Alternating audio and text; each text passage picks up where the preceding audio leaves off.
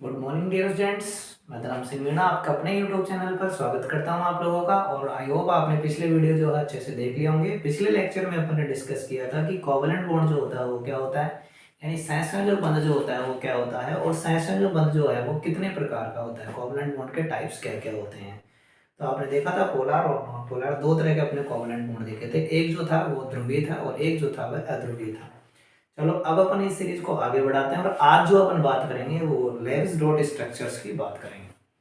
तो आज हम बात करेंगे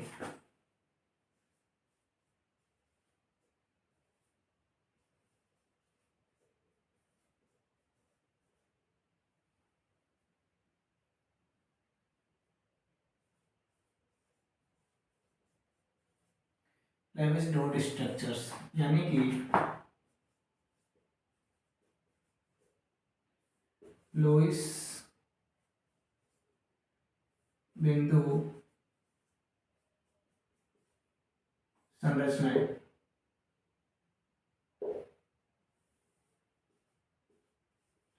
लोइस बिंदु संरचनाएं समझने से पहले अपन को यह समझना होगा कि केंद्रीय परमाणु क्या होता है, यानी सेंट्रल एटम क्या होता है। तो मैं कुछ बात कर लेता हूं सेंट्रल एटम की। सेंट्रल एटम क्या होता है?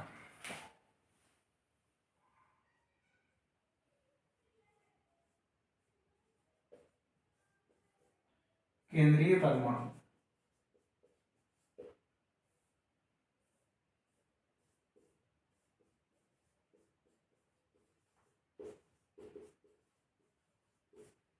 Central atom.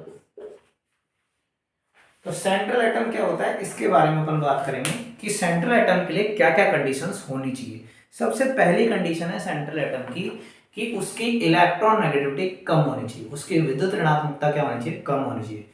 दूसरा, उसकी जो साइज है उस साइज को भी अपन को चेक करना पड़ेगा। उसकी साइज जो होती है, एटॉमिक नंबर जो होता है उसका क्या होता है, ज्यादा होना चाहिए। एटॉमिक नंबर बड़ा होना चाहिए तो साइज अपने आप ही क्या हो जाएगी, बड़ी हो जाएगी। दूसरी बात, वो मल्टीपल बॉन्ड फॉर्म कर सकता है, यानी एक से ज्यादा वो बंध बना सके तो वो लायक है किसके, सेंट्रल एटम होने के, यानी किसी अणु में केंद्रीय परमाणु बनने के लायक वो है। तो कुछ ऐसे रूल्स है, बट कुछ ऐसे एलिमेंट्स भी है जो कभी सेंट्रल एटम नहीं बन सकते। जैसे फ्लोरीन है, फ्लोरीन को आप कभी भी जो है वो सेंट्रल एटम कंसिडर नहीं कर सकते हैं। इसी प्रकार जैसे हाइड्रोजन है, हाइड्रोजन का सेंट्रल एटम जो है वो नहीं बना सकते। चलो देखते हैं अपन क्या क्या कंडीशन हो सकती है। पहली कंडीशन है विद्युत ऋणात्मक, विद्युत ऋणात्मकता कम होनी चाहिए। मतलब जिस भी परमाणु को हम केंद्रीय परमाणु मानने जा रहे हैं, जिसको हम सेंट्रल एटम मानने जा रहे हैं मॉलिक्यूल में, अणु के अंदर, उसकी विद्युत ऋणात्मकता कम होनी चाहिए, यानी लेस इलेक्ट्रोनेगेटिविटी उसकी होनी चाहिए। ये बात आपको बिल्कुल क्लियर हो गई। उसके बाद अपन समझ सकते हैं इसमें दूसरी बात कि बहुबंध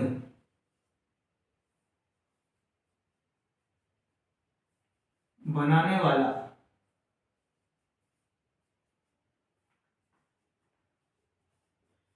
होना चाहिए। मतलब एक से ज्यादा वो बंध बना सकता है, दो या दो से ज्यादा बंध बना सकता है। हम लिख सकते हैं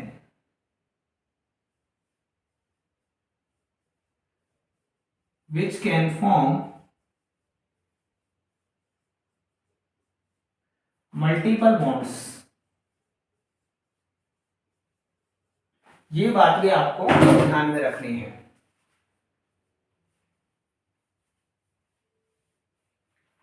क्या करना चाहिए, वो which can form multiple bonds जो है वो बनाना चाहिए। उसके बाद में तीसरी जो है वो क्या कंडीशन होनी चाहिए, उसकी उसकी एटॉमिक साइज जो है वो ज्यादा होनी चाहिए, यानी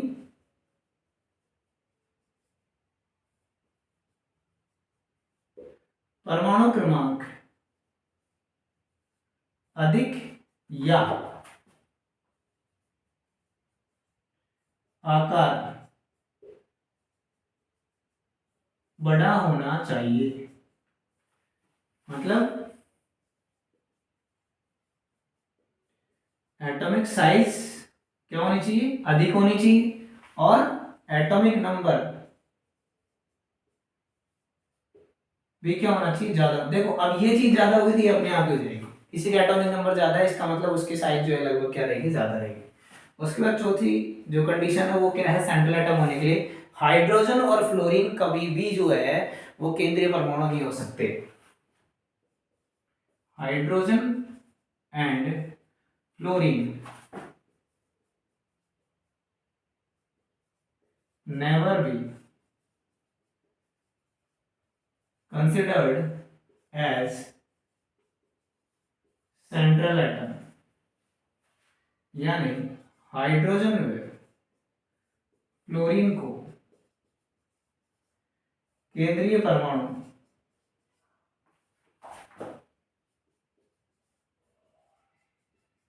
नहीं माना जाता है, या वो केंद्रीय परमाणु की तरह कार्य नहीं कर सकते हैं। फटाफट आप इसका स्क्रीनशॉट ले, फिर अपन आगे देखेंगे। अब अपन बात करेंगे कि लोइस डॉट स्ट्रक्चर ड्रॉ करने के कुछ रूल्स होते हैं, कुछ नियम होते हैं। लोइस बिंदु संरचना जो बनाते हैं हम, ड्राइंग करते हैं उसके, तो उसके कुछ नियम होते हैं, उन नियमों की अपन बात करेंगे। तो सबसे पहले हम क्या करेंगे, रूल नंबर 1 है फाइंड n1। और n1 कैसे निकालोगे आप, नंबर ऑफ वैलेंस इलेक्ट्रॉन यानी संयोजी कोष में इलेक्ट्रॉनों की संख्या plus number of negative minus number of positive. यदि आपके पास में उस पर चार्ज जो है पॉजिटिव आ जाता है तो आप उसको माइनस करना है, और यदि वो नेगेटिव आ जाता है तो उसको क्या करना है, प्लस करना है। ये बात आप लोगों को ध्यान में रखनी है। जैसे मैं एक एग्जांपल लेता हूं कि अपने पास में है कार्बन मोनोऑक्साइड। कार्बन मोनोऑक्साइड के लिए आप N1 की वैल्यू यदि ज्ञात करो, किसकी वैल्यू ज्ञात करो, N1 की वैल्यू ज्ञात करोगे तो number of valence shell electron जो है वो कितने हैं, 4 है। कार्बन में कितने हैं, 4 है, प्लस 6, टोटल कितना हो गया, N1 की वैल्यू 10। N1 की वैल्यू क्या हो गई, 10 हो गई। इसी प्रकार हम क्या करते हैं, N2 की वैल्यू ज्ञात करते हैं। इसी प्रकार हम क्या करेंगे, N2 का मान ज्ञात करेंगे। अब N2 क्या होता है, N2 जो है वो आपको पता होना चाहिए कि N2 क्या होता है। तो N2 होता है नंबर ऑफ हाइड्रोजन एटम्स, यानी कि number of hydrogen atoms into 2 plus number of other atoms into 8। तो N2 कैसे कैलकुलेट करोगे, number of hydrogen atoms into 2 plus other atoms into 8। इस तरह से जो है आप क्या कैलकुलेट करोगे, N2 की वैल्यू कैलकुलेट करोगे। दिख रही है कि ये आपको प्रॉपर मात्रा,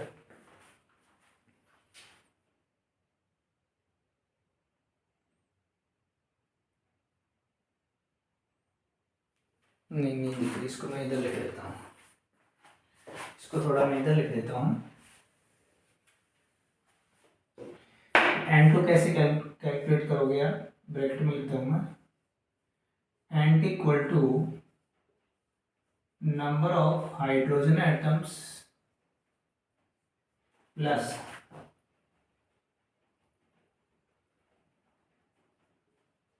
to number of hydrogen atoms into 2 plus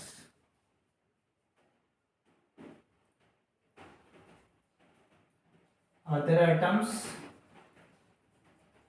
into 8।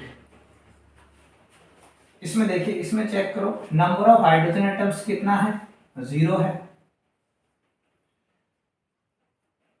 Into 2 plus other atoms कितना है, अदर एटम्स कितने हैं, 2 है, एक दो, एक तो कार्बन का और एक किसका है, हाइड्रोजन, इसका कार्बन का और एक ऑक्सीजन का है, तो ये हो गया 2। Other atoms, number of other atoms into 8 करना है, तो इंटू किया हमने 8, तो ये तो क्या हो गया, ये तो आपका 0 हो गया, और ये क्या हो गया आपका 16।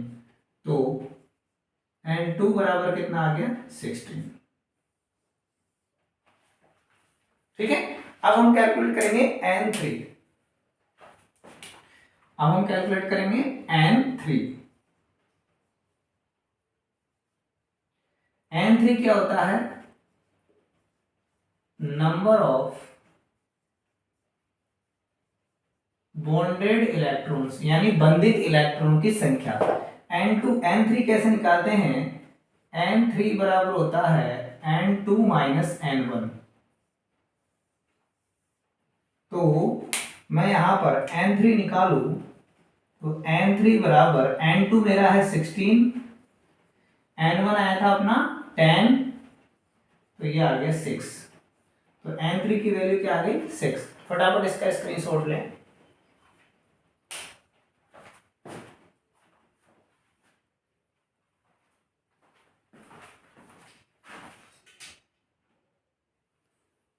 तो अब देखिए अपन ने लुईस डॉट स्ट्रक्चर्स में जो अपन रूल पढ़ रहे हैं उन रूल्स में सबसे पहले हमने N1 की वैल्यू कैलकुलेट की। N1 की वैल्यू के लिए क्या होता है? Number of valence shell electrons plus number of negative minus number of positive. तो यहाँ हमारे N1 की CO मैंने एग्जांपल लिया, ये आपका एग्जांपल था। इस पे हम वर्क कर रहे हैं कि CO की लुईस डॉट स्ट्रक्चर कैसे ड्रॉ करेंगे, ये चीज हम समझ रहे थे। तो N1 इसका कैलकुलेट किया हमने, तो 4 प्लस 6 कितना आ गया? 10 आ गया। 4 इसके वैलेंस शेल में थे, 6 अपना चार्ज हो गया, तो कितना हो गया? 10। अब फाइंड N2। N2 क्या होता है? Number of hydrogen atoms into 2 plus other atoms into 8। तो नंबर ऑफ हाइड्रोजन एटम्स इसमें कितने हैं? 0 है, इंटू क्या किया? 2 किया, प्लस 2 इंटू 8 क्यों किया? क्योंकि अदर एटम्स कितने हैं? 2 है। हाइड्रोजन के अलावा अदर एटम्स कितना है? एक तो ये है और एक ये है, तो 2 एटम हो गए। इंटू क्या कर दिया? 8। तो टोटल अपनी वैल्यू N2 क्या आ गई? 16 आ गई। तो फाइंड N3। N3 क्या है? नंबर ऑफ बॉन्डेड इलेक्ट्रॉन्स, कि बंध में भाग लेने वाले इलेक्ट्रॉन कितने हैं। तो वो ज्ञात करने के लिए N2 माइनस N1 कर देंगे। N2 का मान कितना आया था? 16 आया था। N1 का मान कितना आया था? N1 का मान 10 आया था। तो हमने 16 माइनस 10 कर दिया, तो कितना आ गया? 6 आ गया। यानी N3 की वैल्यू कितनी आ गई? 6 आ गई। अब देखिए मैं इसको थोड़ा सा और आगे बढ़ा रहा हूं।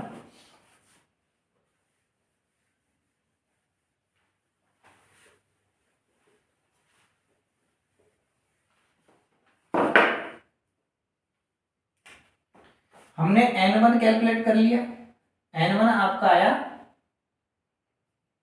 N1 आपका आया 6। N2 आपका कितना आया? 16। N3 आपका कितना आया? 10। N3 आपका कितना आया? 10। ये चीजें आपकी कंप्लीट हो चुकी, ठीक है। N3 आपका आया था 10। अब देखिए, सॉरी N3, N1 आपका 10 था, बिल्कुल मैंने अभी चेक किया था ना आपने।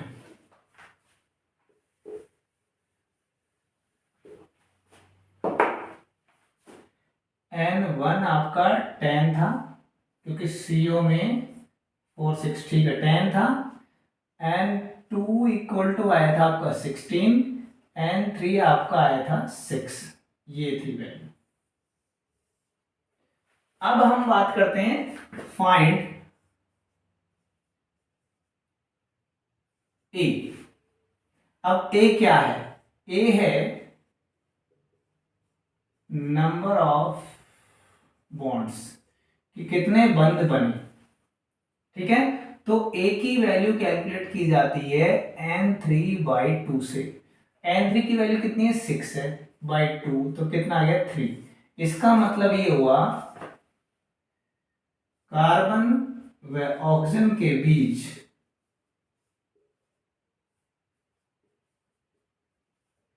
तीन बंध उपस्थित है।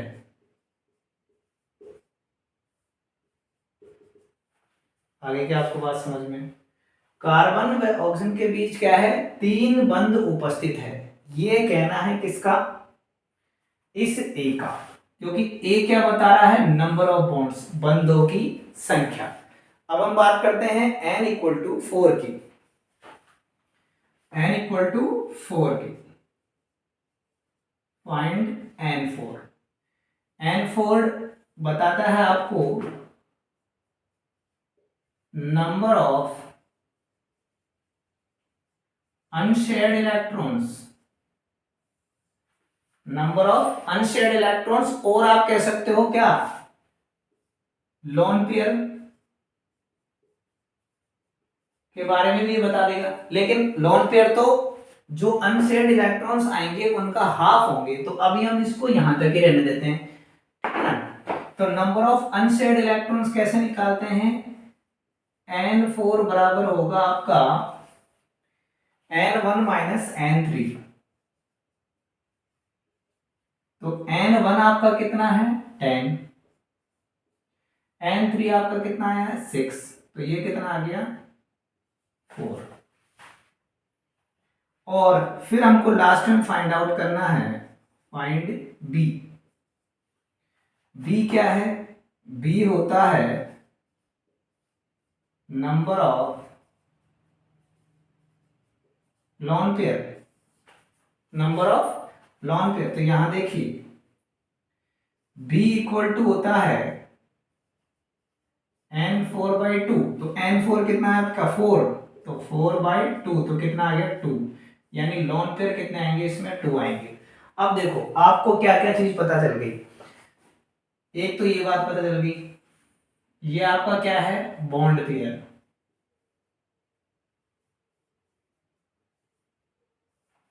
कि कितने बंद होंगे, और ये आपके क्या आ गए लॉन पेयर। अब आप उसकी स्ट्रक्चर आराम से ड्रॉ कर सकते हो, कैसे करोगे मैं आपको कर दूं, तो फटाफट इसका स्क्रीनशॉट ले लो, नहीं तो मैं यहाँ कर देता हूँ, यहाँ से ले लेना आप एक साथ ही। ये कार्बन है, 3 बॉन्ड बनेंगे, ये ऑक्सीजन हो गए, और यहां पर क्या आ गया एक लोन पेयर आ गया, यहां पर क्या आ गया एक लोन पेयर, 2 4 6 8। अब कार्बन की कंडीशन क्या है, कार्बन पे कितने हो गए 1 2 3, एक तो है ही नहीं इस पे, तो इसको कैसे बना सकते हो। अब एक ये कंडीशन हो सकती है, एक स्ट्रक्चर इसकी ये हो सकती है कि carbon double bond, carbon triple bond oxygen, एक कंडीशन ये हो सकती है जो इसकी ही सिमिलर है, यानी मेन जो स्ट्रक्चर वो थी वो स्ट्रक्चर ये है। इस तरह से कार्बन मोनोऑक्साइड जो उसकी जो स्ट्रक्चर है वो बनाने में अपन को हेल्प मिल रही है। अब कैसे मिल रही है देखिए, ये जो स्ट्रक्चर आप बनाओगे इस स्ट्रक्चर में क्या क्या होना चाहिए, कार्बन और ऑक्सीजन के बीच में 3 बंध होने चाहिए, ये लो साहब 3 बंध हो गए, ये फर्स्ट, ये सेकंड, ये थर्ड।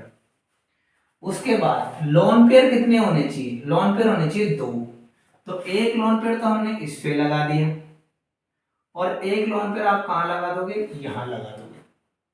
क्लियर है। तो अब देखिए कार्बन के काउंट कीजिए 2 4 6 8, ऑक्सीजन के 2 4 6 8। ठीक है, तो इसके आप बनाओगे तो ये स्ट्रक्चर बन गई यहां पे,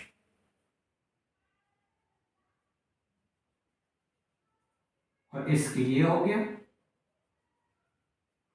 क्लियर है। इस तरह से हम जो है लोइस डॉट स्ट्रक्चर जो है वो बना सकते हैं। अब हम कुछ कंपाउंड्स की और बना के देखेंगे, पहले आप इसका स्क्रीनशॉट ले लें। अब हम बात करेंगे इसके फॉर्मल चार्ज की। लोइस डॉट स्ट्रक्चर जो होते हैं उसमें फॉर्मल चार्ज जो है वो कैसे कैलकुलेट किया जाता है।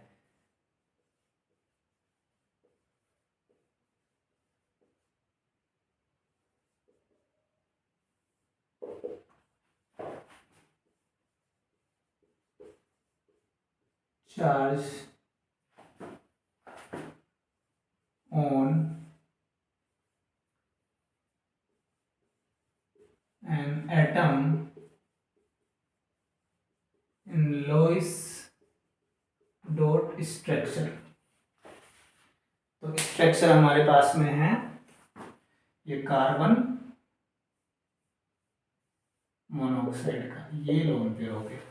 तो फॉर्मल चार्ज का फॉर्मूला क्या होता है, फॉर्मूला होता है number of valence shell electrons minus